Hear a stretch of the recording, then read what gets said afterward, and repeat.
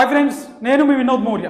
ఈ వీడియోలో రాజ్యాంగంలోని ఆర్టికల్ 42 గురించి తెలుసుకుందాం ఫ్రెండ్స్. ఆర్టికల్ 42 దేశంలో ఉన్న కార్మికులందరికీ సురక్షితంగా పనిచేసుకునే పరిస్థితులు కల్పించాలి మరియు గర్భిణీ స్త్రీలకు ప్రత్యేకంగా రక్షణ కల్పించాలి అని ఆర్టికల్ 42 తెలియజేస్తుంది. ఆర్టికల్ 42 ప్రకారం ప్రభుత్వం కార్మికులకు మానవీయమైన పని పరిస్థితిని కల్పించాలి. అంటే కార్మికులు పనిచేసే ప్రదేశం సురక్షితంగా ఉండాలి, హెల్తీ వాతావరణం ఉండాలి మరియు పని విధానం 8 గంటలు మాత్రమే ఉండాలి.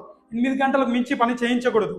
ఇలా ప్రభుత్వం కార్మికులను రక్షించాలని ఆర్టికల్ 42 వివరిస్తుంది. ఇది ప్రసవం సమయంలో మహిళలు ఆరోగ్యకరంగా ఉండేందుకు, శిశువు హెల్తీగా ఉండేందుకు రాజ్యాంగం ఇచ్చిన గొప్ప హక్కు.